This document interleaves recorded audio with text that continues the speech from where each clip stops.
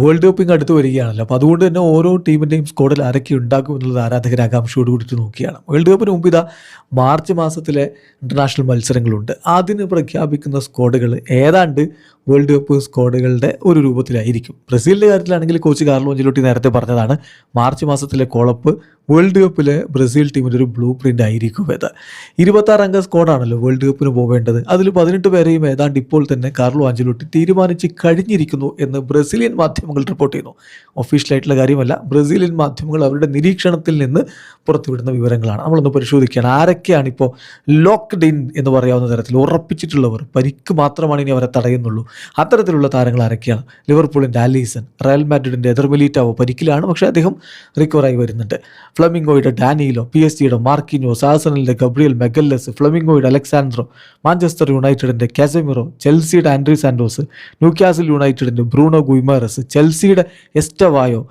ഇപ്പോൾ ഗുയ്മാറസിൻ്റെ കാര്യത്തിൽ അദ്ദേഹം പരിക്കിൻ്റെ പിടിയിലാണ്, പക്ഷേ CBF നല്ല രൂപത്തിൽ അദ്ദേഹത്തിൻ്റെ ട്രീറ്റ്മെൻറ്റും കാര്യങ്ങളും ഒക്കെ മേൽനോട്ടം വഹിക്കുന്നുണ്ട്. വേൾഡ് കപ്പ് ആകുമ്പോഴേക്കും ഫിറ്റ് ആവുമെന്ന് പ്രതീക്ഷിക്കുന്നു. എസ്റ്റവായുടെ കാര്യത്തിലാണെങ്കിൽ അദ്ദേഹം പരിക്കിലാണെങ്കിൽ പോലും അദ്ദേഹം റിക്കവറായി വരുന്നുണ്ട്. മാർച്ച് മാസത്തിലെ കുളപ്പിൽ തന്നെ താരമുണ്ടാകുമെന്നാണ് ബ്രസീൽ മാധ്യമങ്ങളുടെ report. Then Real മാഡ്രിഡിൻ്റെ Vini Junior, Manchester യുണൈറ്റഡിൻ്റെ Mathias കുഞ്ഞ, ബാഴ്സലോണയുടെ റാഫീഞ്ഞ, ഇത്രയും പേര് ലോക്ക്ഡ് ഇൻ എന്ന കാറ്റഗറിയിൽ വരുമ്പോൾ ഓൾമോസ്റ്റ് പോകാൻ റെഡിയായി നിൽക്കുന്നവർ റോമയുടെ വെസ്ലി, ഫ്ലമിംഗോയുടെ ലൂക്കാസ് പക്വറ്റ, ചെൽസിയുടെ ജാവോ പെഡ്രോ ഇപ്പം മിന്നും ഫോമിലാണ്, ആഴ്സണലിലെ ഗബ്രിയൽ മാർട്ടിനല്ലി, ടോട്ടനാമിൻ്റെ റിച്ചാർലിസൺ. അത് പിന്നെ ആഞ്ചലോട്ടി എപ്പോഴും പരിഗണിക്കുന്ന ഒരു കളിക്കാരനാണല്ലോ.